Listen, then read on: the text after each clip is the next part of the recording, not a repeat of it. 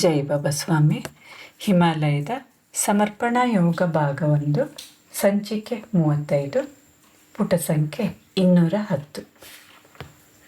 ಇವತ್ತಿನ ಗ್ರಂಥ ಪಠಣವನ್ನು ಗುರು ವಂದನೆಯೊಂದಿಗೆ ಪ್ರಾರಂಭ ಮಾಡೋಣ. ಓಂ ಗುರುರ್ ಬ್ರಹ್ಮ ಗುರುರ್ ವಿಷ್ಣು ಗುರುರ್ ದೇವೋ ಮಹೇಶ್ವರಃ ಗುರುರ್ ಸಾಕ್ಷಾತ್ ಪರಬ್ರಹ್ಮ ತಸ್ಮೈ ಶ್ರೀ ಗುರುವೇ ನಮಃ. ತಸ್ಮೈ ಶ್ರೀ ಗುರುವೇ ನಮಃ. ತಸ್ಮೈ ಶ್ರೀ ಗುರುವೇ ನಮಃ. ಈ ಅರಣ್ಯದ ಭಾಗದಲ್ಲಿ ಟಾಪಿಯೋಕಾ ಎಂಬ ಗಿಡಗಳು ಬಹಳಷ್ಟು ಕಾಣಸಿಗುತ್ತಿದ್ದವು. ಇಂತಹ ಮರಗಳನ್ನು ಬೇರು ಸಹಿತ ಕಿತ್ತರೆ ಅದರ ಬುಡದಲ್ಲಿ ಸುಮಾರು 25ರಿಂದ 30 ಗೆಣಸುಗಳು ಸಿಗುತ್ತಿದ್ದವು. ಈ ಮರಗೆಣಸುಗಳನ್ನು ಶೇಖರಿಸಿ ಇಡಬಹುದಾಗಿತ್ತು. ಒಂದು ಗಿಡವನ್ನು ಕಿತ್ತಾಗ ಅದನ್ನು 4 ತುಂಡುಗಳಾಗಿ ಕತ್ತರಿಸಿ ಆ 4 ತುಂಡುಗಳನ್ನು ಪುನಃ ನೆಡಬಹುದಾಗಿತ್ತು. ನೆಡುವಾಗ ಸುಮಾರು 6 ಇಂಚಿನಷ್ಟು ಮಣ್ಣಿನೊಳಗೆ 12 ಇಂಚುಗಳು ಮಣ್ಣಿನ ಮೇಲೆ ಇರುವ ಹಾಗೆ ಓರೆಯಾಗಿ ನೆಟ್ಟಾಗ ಅವುಗಳು ಪುನಃ ಮರವಾಗಿ ಬೆಳೆದುಕೊಳ್ಳುತ್ತಿದ್ದವು. ಇಂತಹ ಗಿಡಗಳು ಇಲ್ಲಿ ಬೇಕಾದಷ್ಟು ಇದ್ದವು. ಅವುಗಳ ಗೆಡ್ಡೆಗಳನ್ನು ಆಹಾರವಾಗಿ ಬಳಸುತ್ತಿದ್ದೆವು. ಈ ಮರಗಳ ಎಲೆಗಳು ತಾಳೆ ಮರದ ಎಲೆಗಳನ್ನು ಹೋಲುತ್ತದೆ. ಅವುಗಳನ್ನು ಬೇಯಿಸಿ ತಿನ್ನುತ್ತಿದ್ದೆವು. ಈ ಗಿಡಗಳನ್ನು ಕಿತ್ತು ಗೆಣಸುಗಳನ್ನು ಆಯ್ದುಕೊಂಡು ಪುನಃ ಗೆಲ್ಲುಗಳನ್ನು ಕಡಿದು ಮಣ್ಣಿನಲ್ಲಿ ಹೂತು ಆಯ್ದ ಗೆಣಸುಗಳನ್ನು ಬೆಂಕಿಯಲ್ಲಿ ಸುಟ್ಟು ಬೇಯಿಸಿ ಬಾಳೆ ಎಲೆಯಲ್ಲಿ ಅದನ್ನು ಗುರುದೇವರಿಗೆ ಬಡಿಸುವುದು ನನ್ನ ಪ್ರಿಯವಾದ ಕೆಲಸವಾಗಿತ್ತು. ಕೆಲವೊಮ್ಮೆ ಬಿದಿರನ್ನು ಅದರ ಗಂಟಿನ ಮೇಲೆ ಕಡಿದು ಅದರಲ್ಲಿ ಈ ಗೆಣಸುಗಳ ತುಂಡುಗಳನ್ನು ತುಂಬಿಸಿ ಮುಚ್ಚಿ ಕೆಂಡದಲ್ಲಿ ಬೇಯಿಸುತ್ತಿದ್ದೆ. ಬಿದಿರು ಹಸಿರಾಗಿಯೂ ಎಳಸಾಗಿಯೂ ಇರುತ್ತಿದ್ದುದರಿಂದ ಅದು ಸುಟ್ಟು ಕರಿಯಾಗುತ್ತಿರಲಿಲ್ಲ. ಗೆಣಸು ಒಳಗಿನಿಂದ ಚೆನ್ನಾಗಿ ಬೆಂದು ಎಳೆ ಬಿದಿರಿನ ರಸದೊಂದಿಗೆ ಬೆರೆತು ತಿನ್ನಲು ರುಚಿಯಾಗಿರುತ್ತಿತ್ತು. ಅದನ್ನು ಈ ರೀತಿಯಾಗಿ ಬೆಂಕಿಯಲ್ಲಿ ಬೇಯಿಸುವಾಗ ಸ್ವಲ್ಪ ಶುಂಠಿ, ತೇಜಪತ್ತೆ ಹಾಗೂ ಒಂದು ವಿಶಿಷ್ಟ ಪ್ರಕಾರವಾದ ಬೀಜಕೋಶವನ್ನು ಅದಕ್ಕೆ ಸೇರಿಸುತ್ತಿದ್ದೆವು. ಅದನ್ನು ಬೆಂಕಿಯಿಂದ ತೆಗೆದು ಬಿದಿರನ್ನು ಸೀಳಿ ಆ ಗೆಣಸನ್ನು ತೆಗೆಯುತ್ತಿದ್ದೆವು. ಈ ಮರಗೆಣಸುಗಳನ್ನು ಕೆಲವೊಮ್ಮೆ ಕೆಂಡದಲ್ಲಿ ಸುಟ್ಟು ತಿನ್ನುತ್ತಿದ್ದೆವು, ಕೆಲವೊಮ್ಮೆ ಬೇಯಿಸಿ ತಿನ್ನುತ್ತಿದ್ದೆವು. ಇದು ಅಲ್ಲಿಯ ಮುಖ್ಯ ಆಹಾರವಾಗಿತ್ತು. ಒಂದು ಮುಂಜಾನೆ ಹವನ ಹಾಗೂ ಇತರ ಕಾರ್ಯಗಳನ್ನು ಮುಗಿಸಿ ಗುರುದೇವರು ಮಾತು ಆರಂಭಿಸಿದರು. ನಿನ್ನ ಜೀವನವು ಒಂದು ಅಶ್ವಮೇಧ ಯಾಗವಿದ್ದಂತೆ. ಒಂದು ಪವಿತ್ರ ಹಾಗೂ ಮಹಾನ್ ಕಾರ್ಯ ಮಾಡುವ ಉದ್ದೇಶದಿಂದಲೇ ಈ ಭೂಮಿಯಲ್ಲಿ ನಿನ್ನ ಜನ್ಮ ಉಂಟಾಗಿದೆ. ನಿನ್ನ ಪರಿವಾರ ಬಹಳ ದೊಡ್ಡದಾಗಿದೆ.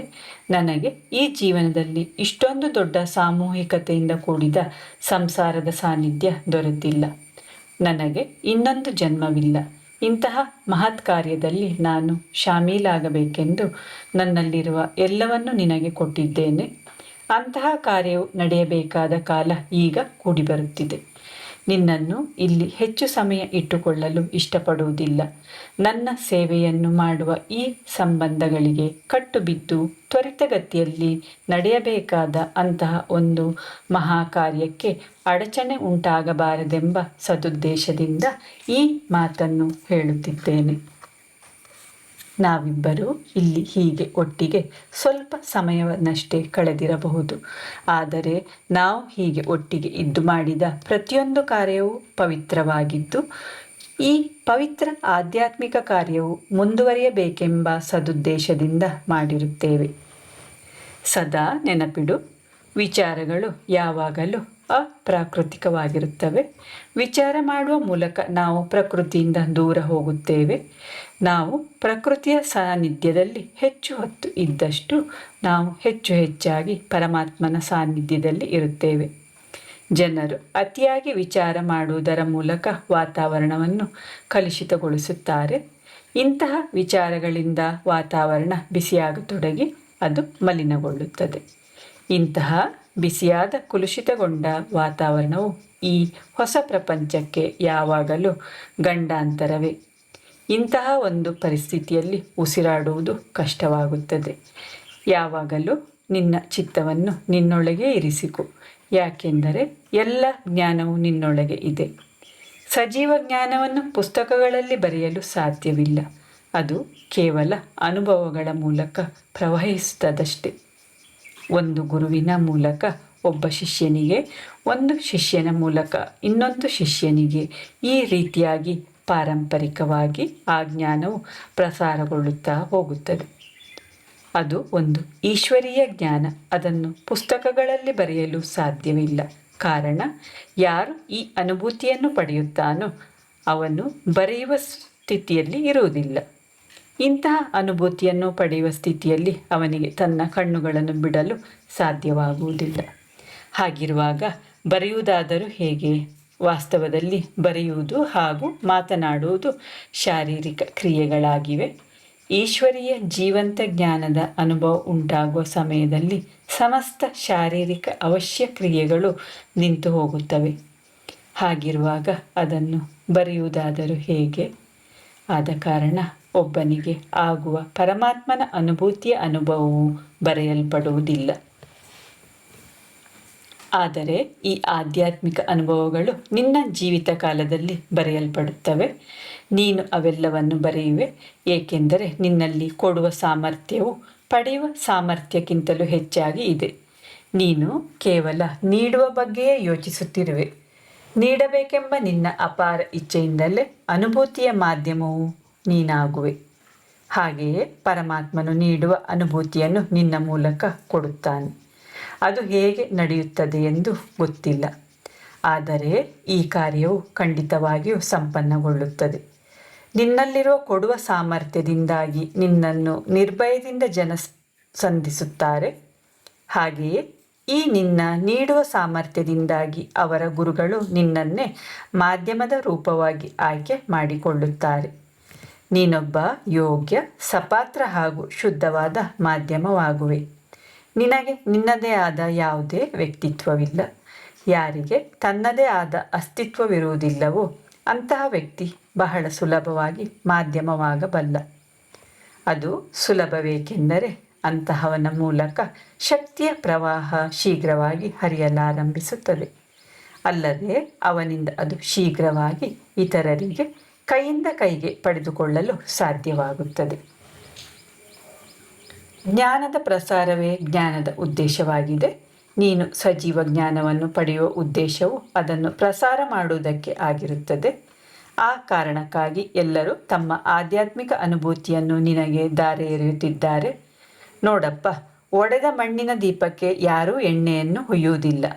ಎಣ್ಣೆಯನ್ನು ಸ್ವೀಕರಿಸಲು ಯೋಗ್ಯವಾದ ಹಚ್ಚಿದೊಡನೆಯೇ ಬೆಳಗಲು ತಯಾರಾಗಿರುವ ದೀಪಕ್ಕೆ ಮಾತ್ರ ಎಣ್ಣೆಯನ್ನು ಎರೆಯುತ್ತಾರೆ. ನಿನ್ನ ದೀಪದ ಪಾತ್ರೆ ತುಂಬ ದೊಡ್ಡದಾಗಿದೆ.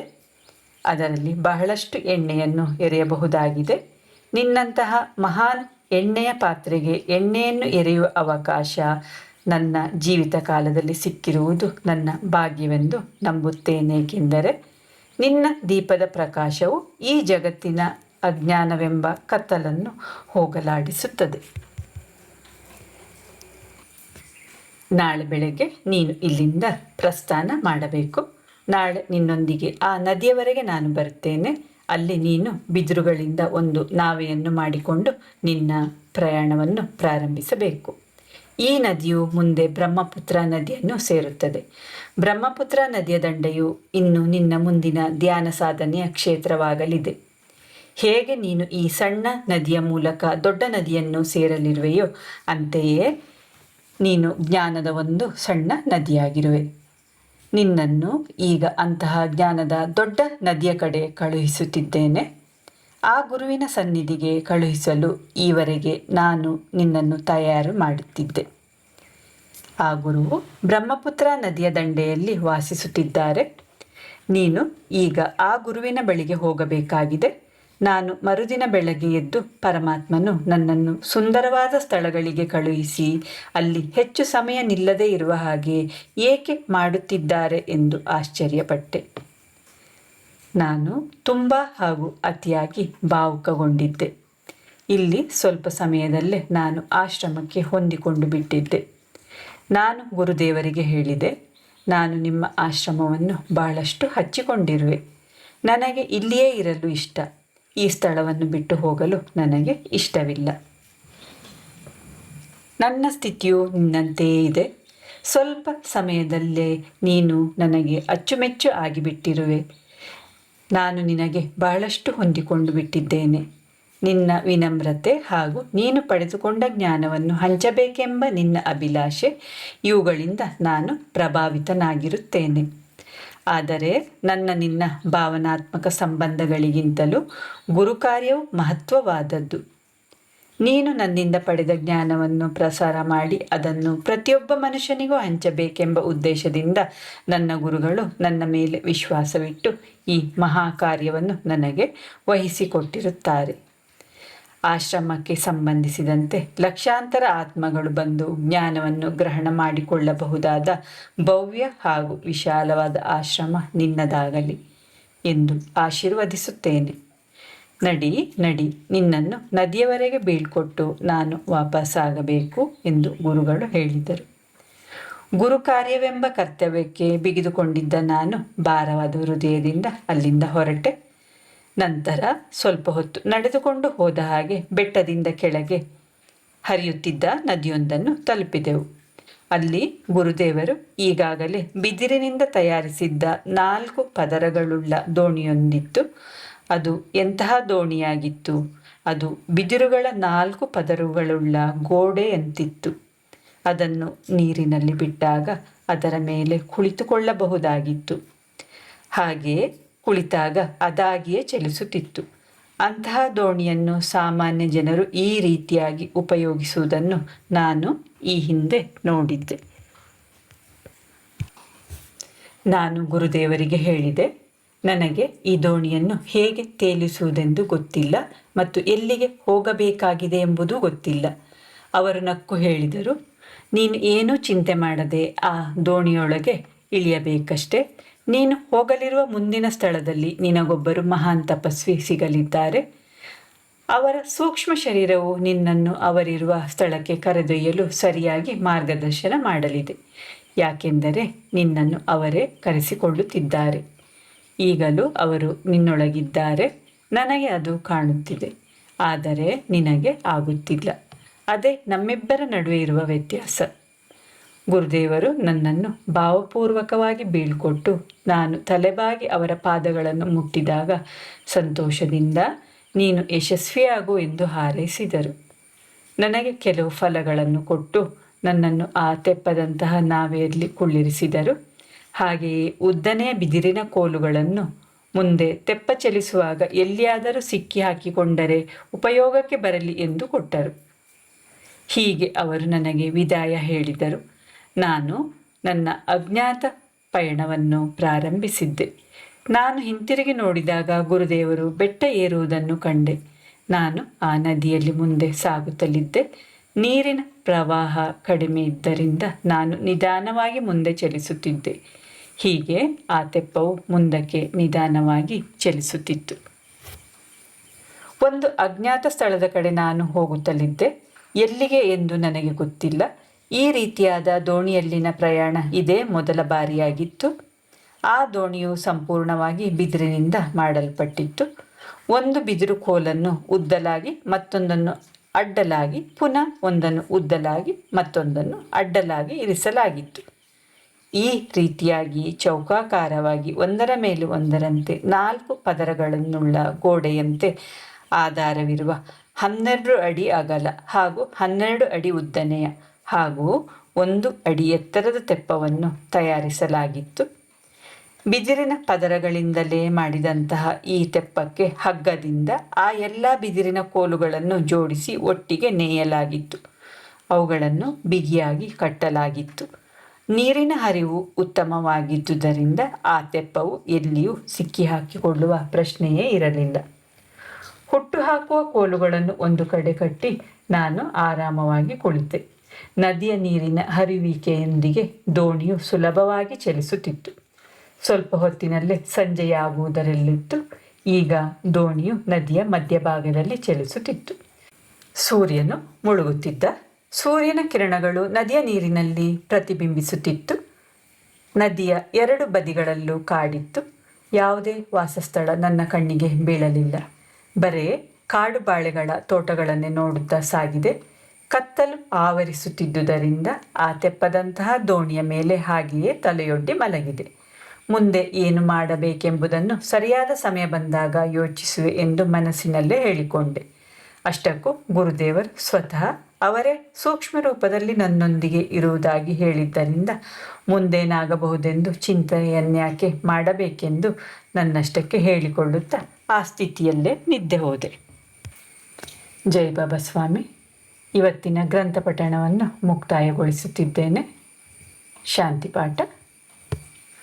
ಓಂ ದ್ಯೋ ಶಾಂತಿ ಅಂತರಿಕ್ಷ ಗುಂ ಶಾಂತಿ ಪೃಥ್ವಿ ಶಾಂತಿ ಆಪಃ ಶಾಂತಿ ಔಷಧಯಃ ಶಾಂತಿ ವನಸ್ಪತಯಃ ಶಾಂತಿ ವಿಶ್ವೇ ದೇವಃ ಶಾಂತಿ ಬ್ರಹ್ಮ ಶಾಂತಿ ಸರ್ವಗುಂ ಶಾಂತಿ ಶಾಂತಿರೇವ ಶಾಂತಿ ಸಾಮಾ ಶಾಂತಿರೇಧಿ.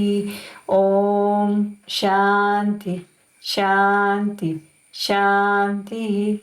ಸರ್ವರಿಷ್ಟ ಸುಶಾಂತಿರ್ಭವತು.